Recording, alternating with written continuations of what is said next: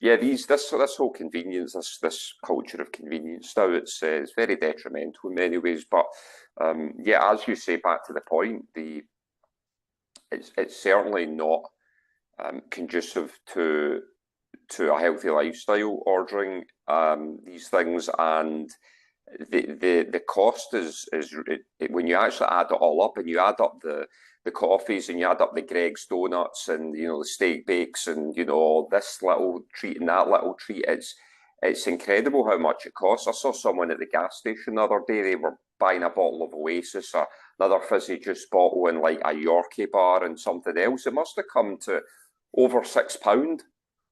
I mean, they'll do that every day, and that's just snacking. So what is that? That's like 30.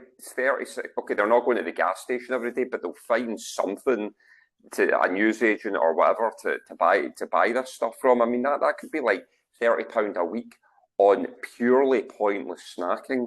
It's crazy when you add it all up in a month. Yeah. Yeah, exactly. That's the thing. People don't think about adding those things in. They'll just say, well, my weekly shop is £80, and if I ate just meat, it would cost me £100, let's say. But they don't add in the fact that on a standard week on their diet, they're spending 30, 40 quid on snacks, coffees, and whatever. And suddenly now that's at £120 and the meat's at 100, so it works out cheaper. And so it balances out. Like I say, the only food I eat is the food I buy. Now and again, we go to a restaurant and I'll order a meal and eat out, but takeaways don't do. I don't need to snack in the day. I'm never out and think, I just need to buy some food or a drink. It's simple. It's this way of eating is so simple and so basic. Well, that's where the fasting comes in as well. Yeah. When you're fasted, it's almost like it's normal, and to not. I don't even think about it. It's like 7 o'clock. We're open for business.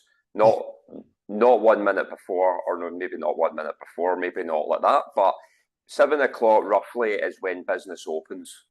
So there's exactly, and when we're the temptation, if you will, Yeah, you're eating the right foods, you're giving your body the nutrition it needs, and you're fat adapted.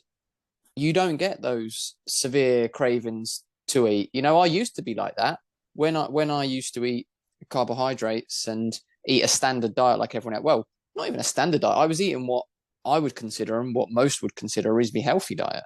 But obviously, I know now it wasn't healthy. But after I'd eaten, within a couple of hours, I was, I had to eat. Now, if I go all day without eating, so what? Like, no different to me. So it makes a big difference. And once you do that and you take away all those snacks and all those little bits, I used to take a lunch to work, and I used to have about 15 different items in there of stuff. I mean, nothing too massive. And again, I was a large majority of it was fruit. I used to eat a lot of fruit, but I had all these different things in there. And you add all them up, they definitely cost more than a steak. So it's balancing that out. I think personally, I don't think it's any more expensive.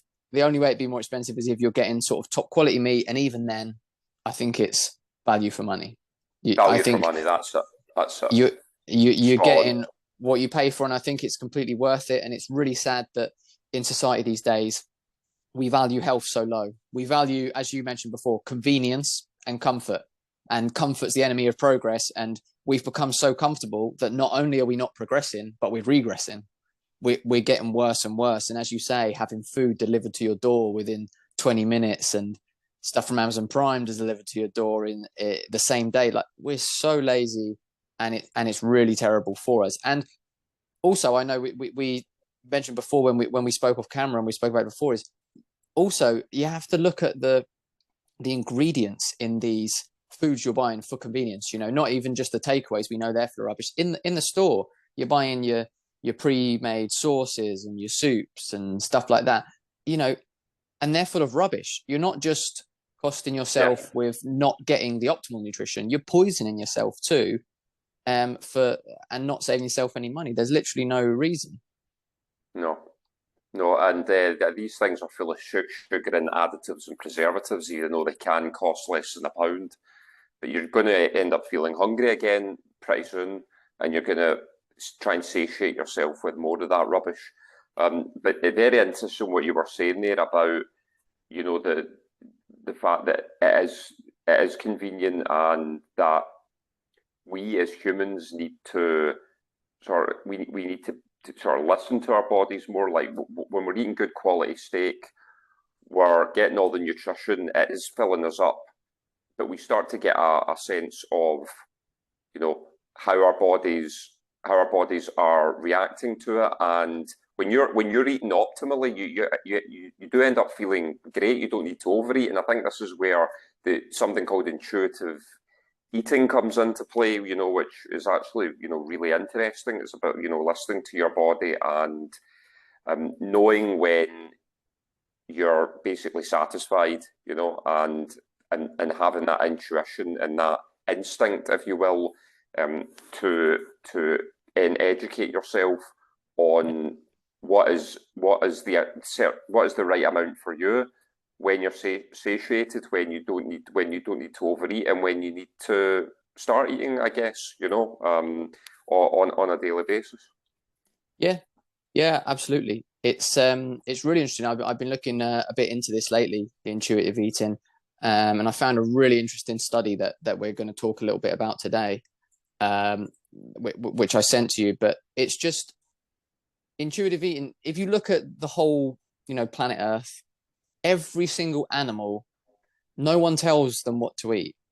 They eat what they want to eat. They eat intuitively, and they're all healthy. And you don't see animals obese. You don't see animals with cardiovascular disease. You don't see animals with diabetes. They're all absolutely fine. The reason animals die in the wild normally is a predator killing them. Yeah. Or, if they injure themselves, they haven't got any hospitals for emergency treatment. And if they've got a wound, it probably become infected. They could die from that, or just from old age, but they don't die from sickness.